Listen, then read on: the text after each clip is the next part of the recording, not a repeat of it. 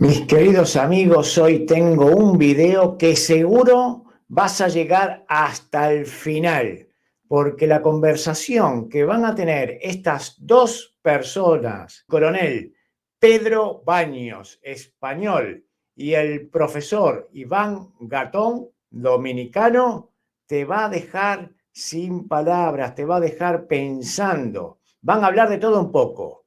Va a empezar hablando de Bukele, de lo que está pasando en El Salvador y todo lo que está sucediendo en Hispanoamérica. Es súper interesante la conversación que tienen entre ellos dos personas que saben mucho de geopolítica. Mencionarán México, mencionarán China, Estados Unidos, van a tocar todos los palos y te va a dejar atónito de toda esta conversación, de los datos y de todo el interés que hay detrás, creado de nuestros países en Latinoamérica. A mí hay una frase que usó el profesor dominicano cuando dice, nosotros somos parte del menú y no somos los comensales. Eso me dejó, ¡guau! Es cierto lo que está diciendo este señor. Tiene toda la razón, ¿eh? Así que, sin más preámbulos, vamos a ver la conversación que tuvieron estas dos personas, que me encanta, sobre todo el coronel Pedro Bolaños, que lo conozco de aquí de España, que me encanta cómo habla, cómo se expresa y todo lo que está haciendo. El video es largo, yo lo he recortado, ustedes pueden entrar y verlo completamente. En la caja de descripción voy a dejar el enlace del video de Pedro Bolaños para que lo puedan ver en su totalidad. Nosotros vamos a arrancar cuando empiece a hablar de Bukele. Vamos a ver qué tienen que decir estas dos personas que son muy buenas, excelentes, transmitiendo lo que quieren decir. Dale, vamos. Te pongo otro vídeo de Bukele, a ver qué te parece. De acuerdo. Literalmente, no es una exageración, no es una hipérbole. Literalmente pasamos de ser el país más inseguro del mundo a ser el país más seguro de todo el hemisferio occidental.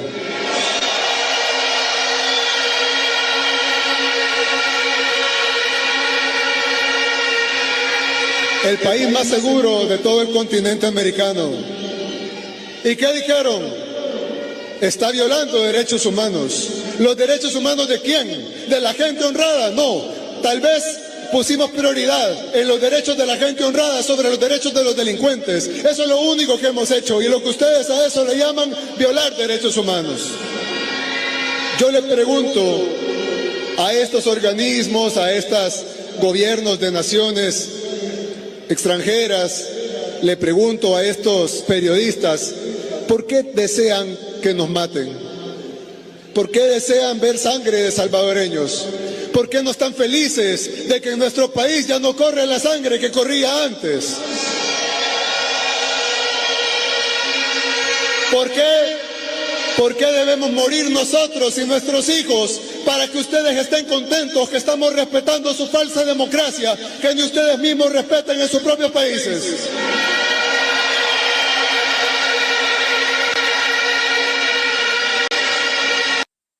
Yo he de decirte, Iván, que oigo este mensaje y a mí me cala, porque creo que en gran parte tiene razón, o por no decir en todo tiene razón, ¿no?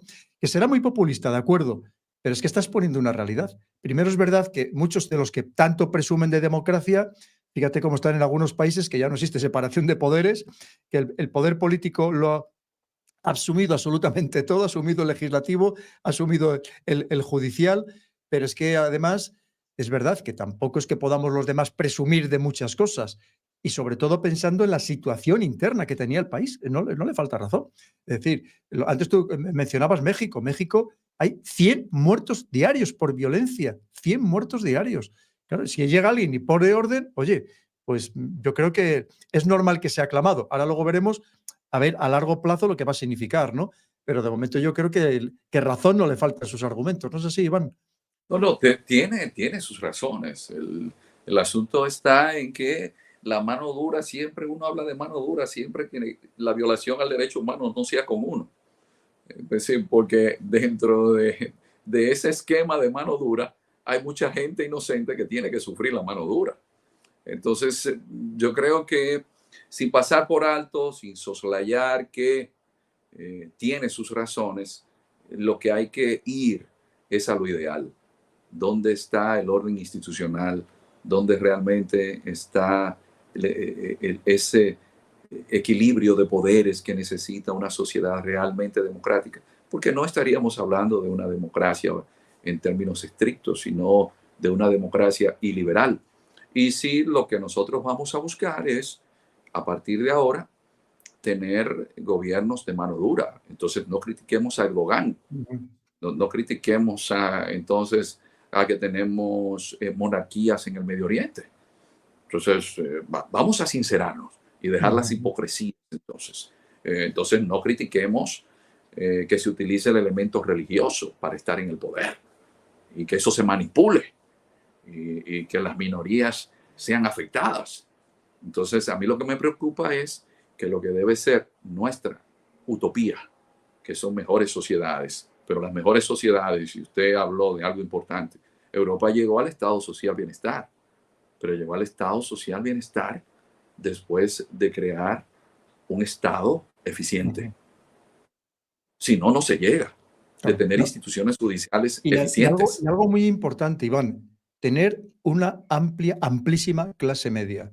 Sin esa clase media, ¿qué es lo que estamos hablando? Si hay muchas desigualdades, unos pocos ricos riquísimos y el resto de la población casi en la indigencia o en condiciones muy desfavorables, que encima se están viendo los unos a los otros, el problema social lo tiene servido. Lo que te da esa estabilidad, esa amplia clase media, que creo que en la mayoría de los países de Iberoamérica pues falta, ¿verdad? No te quiero entretener mucho más porque sé que tienes muchísima prisa. Mira, te voy a poner esto que creo que es muy interesante, porque Bukele está muy obsesionado con Soros y seguramente tenga toda la razón del mundo, tanto con el padre, George Soros, como ahora el que ha heredado el imperio de los Soros, que es su hijo Alexander.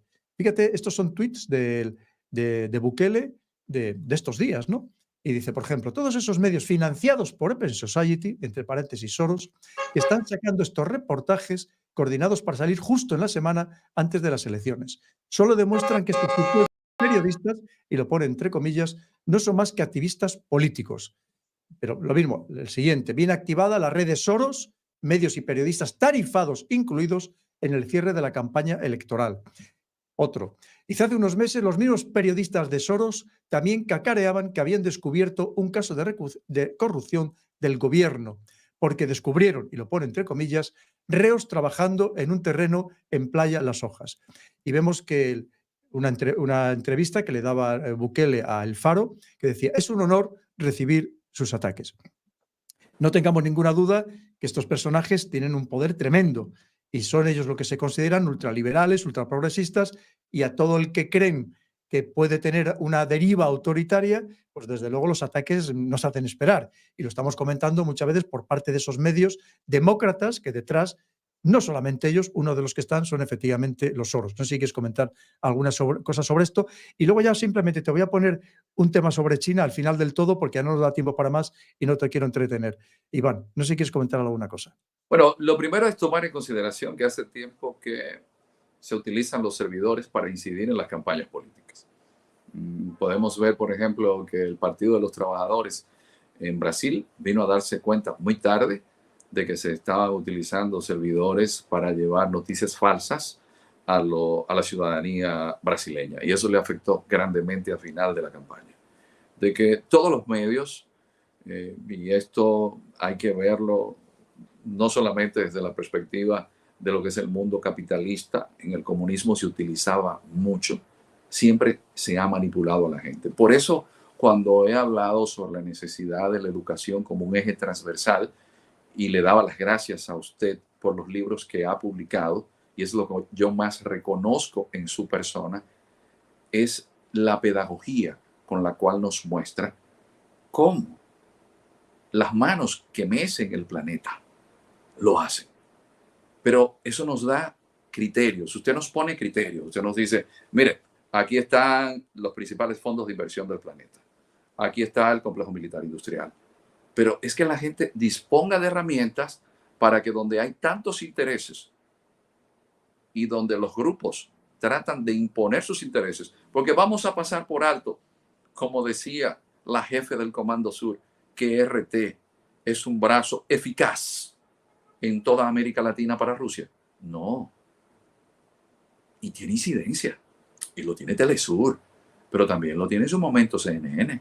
También lo tiene Fox. Todo el mundo tiene un espacio, un medio. ¿Para qué? Para incidir. Entonces, lo que necesita la ciudadanía es una educación que le permita tener los criterios para discernir. Así es. Discernir. Porque es cierto, Soros hace lo que él desee. Y eso es lamentable, de cómo las ONGs quieren también ser gobiernos, sin ser electos, y determinar los gobiernos. Entonces, yo creo que usted, tanto como yo, sabe que la libertad solamente es posible cuando tenemos conciencia de lo que nos dicen y de lo que nos rodea. Por eso hay alguien que yo nunca olvido y que es mi maestro de cabecera, y es Miguel de Cervantes. Y Cervantes, en una reflexión que le hacía a Sancho, siempre abrumado por esos proverbios que decía Don Quijote, le dice: mi señor, pero usted sabe que mientras más se sabe, más se sufre. Y le dice Don Quijote: Sancho, es cierto, ese apotegma bíblico del Eclesiastés, del libro del Eclesiastés. Pero, mi querido escudero, el problema es que cuando tú no sabes, los otros te manipulan. Entonces, es la manipulación. Así es. Por eso solamente podemos tener libertad y discernimiento para yo votar. Lo primero que yo tengo que ver es el programa de gobierno. Pero ¿cuánta gente vota viendo un programa de gobierno? Entonces, ¿qué me va a permitir a mí votar con conciencia? Que un político se vea mejor, se vea más buen mozo. Sí, porque yo recuerdo que en México las mujeres votaban por Peña Nieto por buen mozo. No por el programa de gobierno. Algún caso. Mira, te voy a poner muy brevemente, porque no quería dejar esto sin tocar. Tú has hablado de ello, del tema de México. Mira qué tema más terrible. Esta salió el 30 de enero, hace muy pocos días, en la ProPublica, que decía, una pregunta, ¿los narcotraficantes canalizaron millones de dólares a la primera campaña del presidente mexicano López Obrador? Y su título, los testigos dijeron a la DEA que el dinero se proporcionó a cambio de la promesa de que en un futuro gobierno de López Obrador toleraría las operaciones del cártel. Perdóname, porque esto sigue. Mira, esto es de hace muy pocos días, de un periódico aquí español, digital, que dice: el cártel de Sinaloa financió la campaña de López Obrador a cambio de protección. Su título: el presidente mexicano también les prometió influencia en el nombramiento del procurador general. Es lo que tú decías antes, que es que a lo mejor es que ni siquiera llega al poder el que no tiene ese apoyo precisamente de los grupos criminales o de los narcotraficantes. Yo no sé si esta noticia es cierta o no, pues ya sabes que también hay mucha manipulación por todos los lados, pero es que es terrible, ¿verdad? Y dices, ¿cómo levantas un país cuando un país, el que llega, primero ya viene apoyado por los grupos criminales y luego va a seguir condicionado por estos grupos criminales? ¿Cómo se levanta un país así, Iván? Es muy complejo, ¿verdad? Sí, pero también en el caso del narcotráfico, y esto hay que estar consciente, Estados Unidos, la Unión Europea, China, Rusia, porque hay elementos que ahí yo estoy de acuerdo con el secretario general de Naciones Unidas, con el señor Guterres. Estamos ante un déficit de gobernanza global. Es lamentable que los grupos criminales tengan la incidencia que poseen en los países, porque esto es muy negativo, porque uno dice, bueno, López Obrador lo están acusando. Puede no ser cierto, porque ese mismo problema lo vienen teniendo todos los presidentes de México.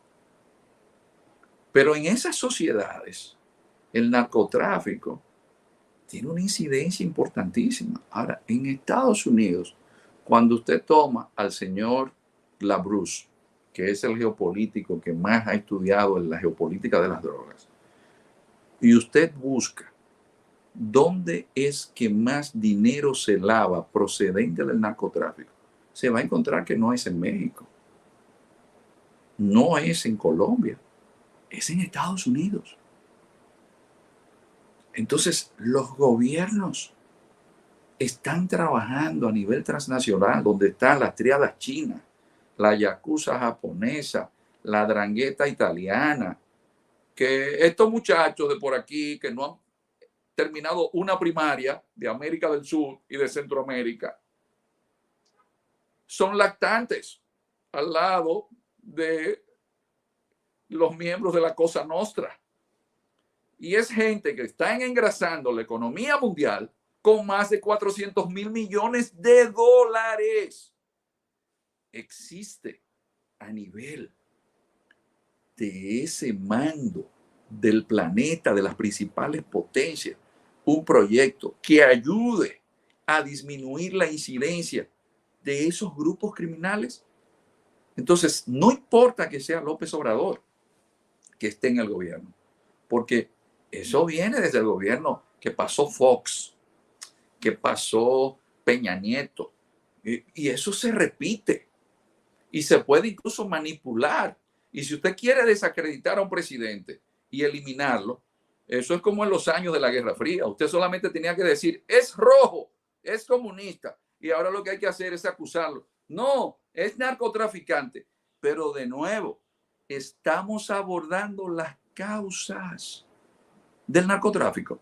O le van a decir a un caribeño como yo, que viaja mucho a Europa, que es fácil introducir allá estupefacientes. No, si recientemente la Unión Europea en Bruselas se reunió para abordar la corrupción en puertos como el de Amberes, por donde entra cocaína. Y ese puerto no está en un país caribeño o en un país centroamericano. Entonces, yo creo que estamos en un momento de inflexión donde los problemas que son globales, las potencias no lo están abordando de manera sistémica. Y el problema del narcotráfico no lo va a resolver México solo. Porque ¿quién vende las armas que deberían estar en los cuarteles de los Estados Unidos y que el gobierno mexicano lleva ante la justicia de Estados Unidos? Que se lleve un proceso, porque están saliendo de Estados Unidos para ir a parar ¿a manos de quién? De los grupos criminales. Armas que no la tiene el ejército colombiano. Hasta ametralladoras pesadas. Entonces, ¿por qué no ser más honestos? Porque ahora vamos a cargarle la situación a López Obrador, porque hoy no es López Obrador. Y de nuevo, no son los seres humanos, son los países, sus instituciones, que están siendo socavadas por falta de políticas en algunos niveles que no se están llevando a cabo. Y esa es mi preocupación. El mundo multipolar es un mundo caótico y de mucha hipocresía. Y eso es lo que yo lamento. Y usted, como un gran experto en estos temas, sabe que desgraciadamente estamos huérfanos. Porque si de algo estamos careciendo en nuestros países, es de estadistas. Eso es lo que te iba a decir. Mira, justo me lo has quitado la palabra de la boca, Iván. El problema es que ya no tenemos políticos, hombres y mujeres, de Estado. Eso es lo que nos falta. En Europa lo vemos todos los días, que solamente están salvaguardando sus propios intereses personales, los intereses de su partido, que ni siquiera les preocupa su país y, por supuesto, lo de Europa. Aquí cada uno está tirando para su lado, ¿no? Lo vemos todos los días. Lo estamos sufriendo en España, clarísimamente.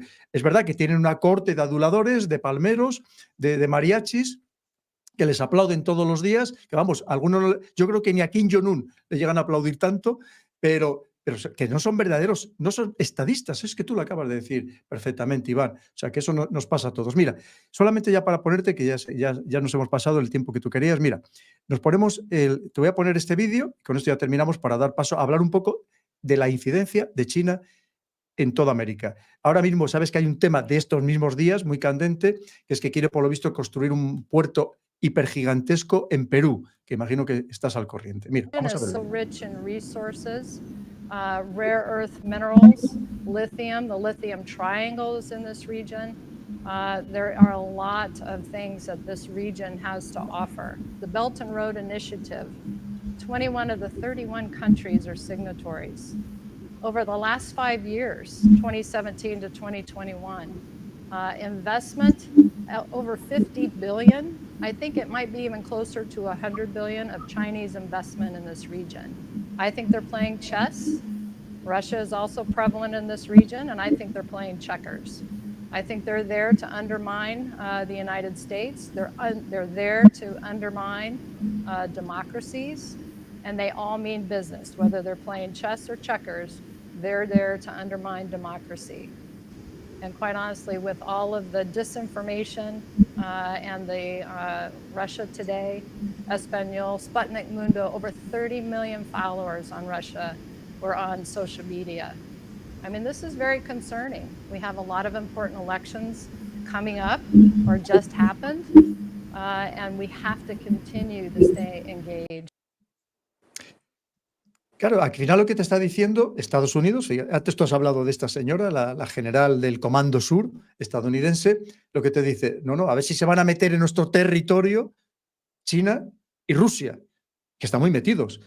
Cuando yo estoy viajando ahora por toda América, como tú bien sabes, cuando estuve en Chile me decía una persona de alto nivel, dice, mira, el problema es que China invierte y Estados Unidos advierte, porque nos tiene advertidos, ojo con lo que estamos haciendo con China, no nos vayamos a meter en un problema. Fíjate la importancia de los tres países, los tres grandes productores ahora mismo de litio, ¿no? De eso, Bolivia, Chile, Argentina, con lo cual es que es una pelea geopolítica y geoeconómica de primera magnitud, que vosotros la vivís también en tu país, en los países próximos.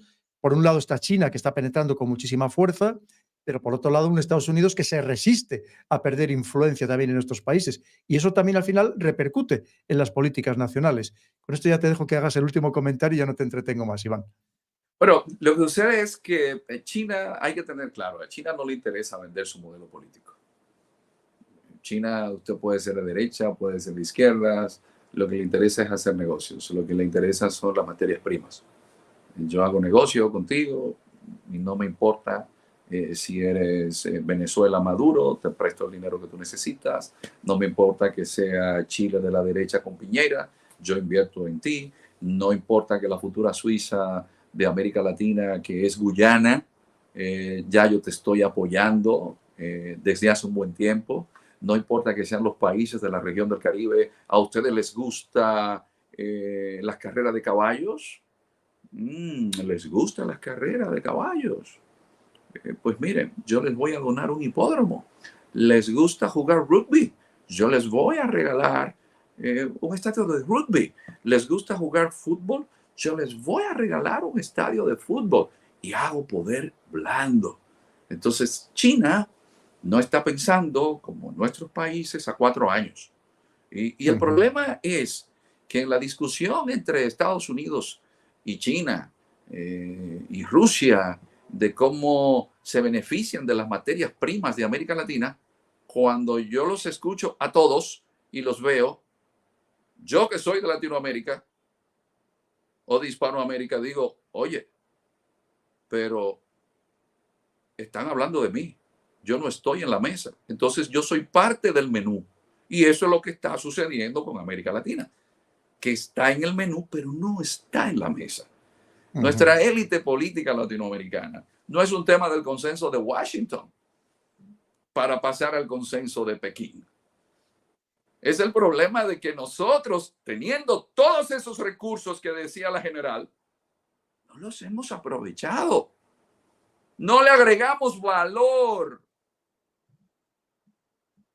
Y Totalmente. Es el tema de nuestra región. Y eso es lo que a mí me preocupa. Es más, coronel, un dato que mucha gente no toma en consideración. El comercio interregional en América Latina no sobrepasa el 15%. Y el Mercosur no sobrepasa un 10%. En un mundo de globalización. en un mundo en América Latina que hace 500 años, hasta 1810, tuvo el galeón de Manila, que unía el virreinato de la Nueva España con Filipinas y hacía el comercio desde China, que se utilizaba la plata de México como la moneda de la dinastía Ming en China, y había un intercambio, y en América Latina hoy no sobrepasa de un 15%, y estamos llenos de organismos multilaterales. Y como decía Borges, en esa fina ironía,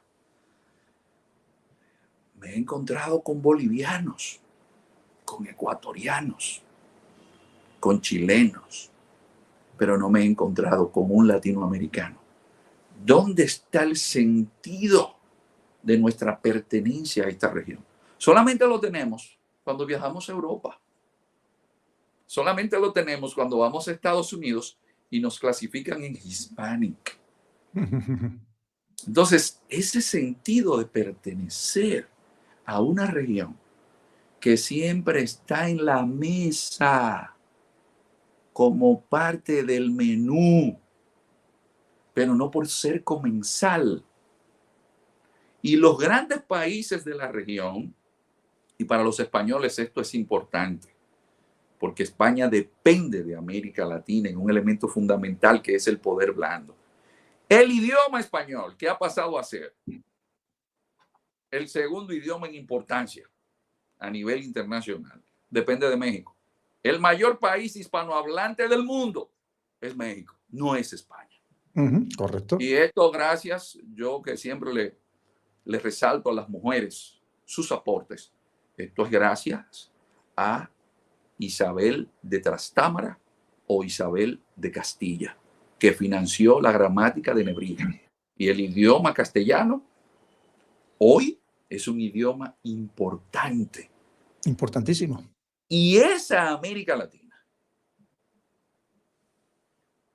sus pues grandes países, no se han unificado para tener incidencia a nivel global, no lo han hecho.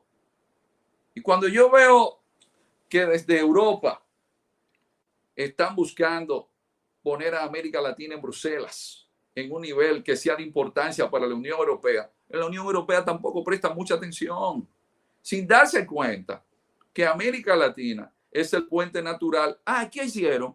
Los chinos sin prisa, pero sin pausa. Wang Yi visitaba asiduamente la región.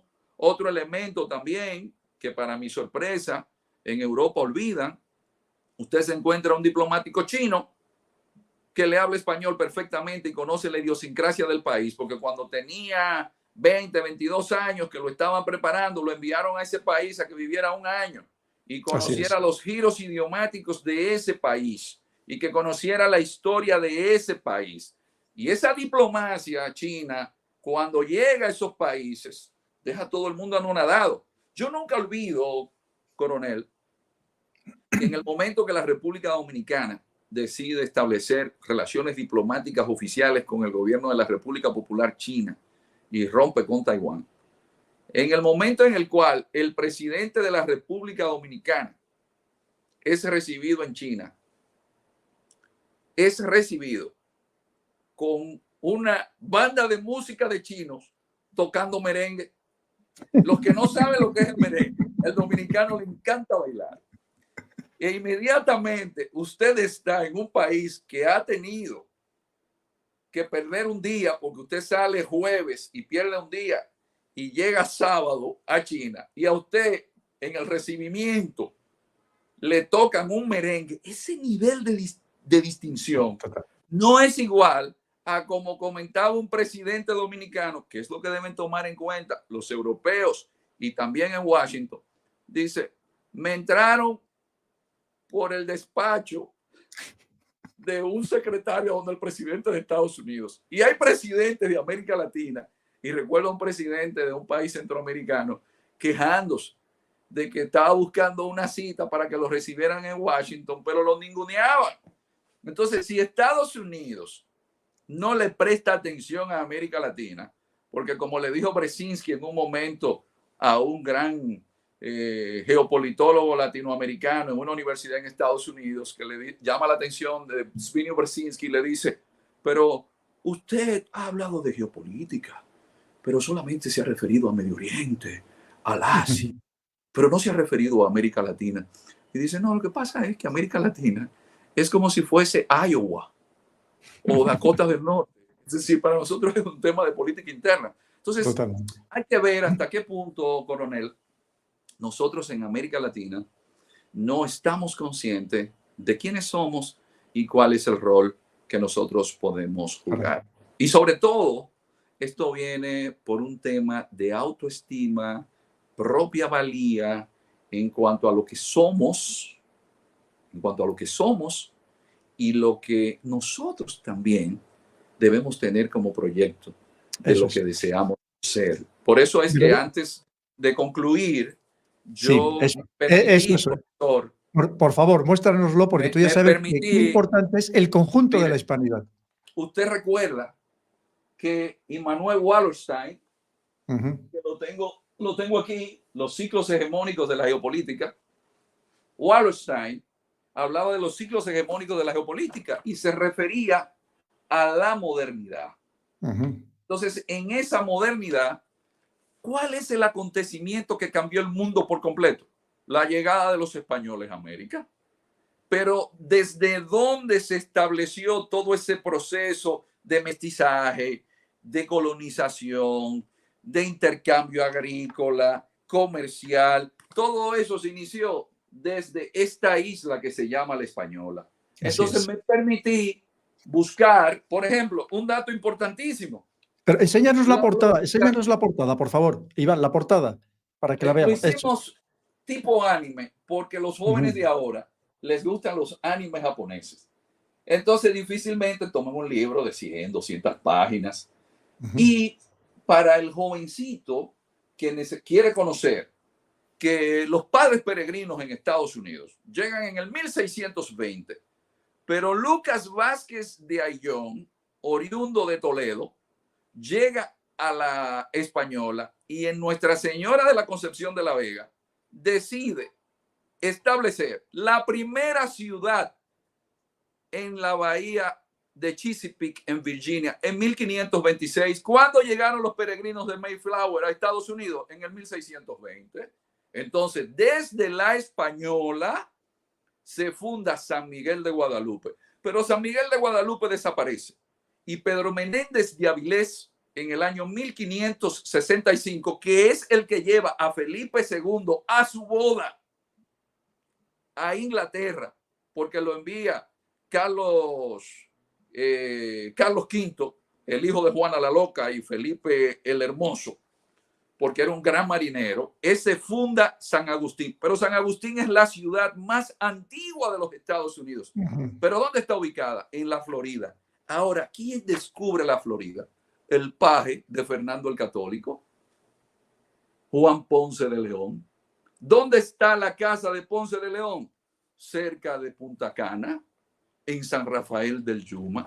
Pero también nosotros que estamos en el ámbito geopolítico, siempre escuchamos que el mundo ha pivotado al Asia. El mundo ha pivotado al Asia. Pero ¿quién descubrió el Océano Pacífico? El Océano Pacífico, Vasco Núñez de Balboa. ¿Y dónde vivía Vasco Núñez de Balboa? Aquí en Santo Domingo. Y tenía un negocio de cerdos, quebró y se fue a lo que hoy es Panamá. Se enamora de la india, hija del cacique Careta, llamada Nayansi, y ella le da la información para que él entonces descubra el Océano Pacífico. Entonces, el galeón de Manila. El galeón de Manila.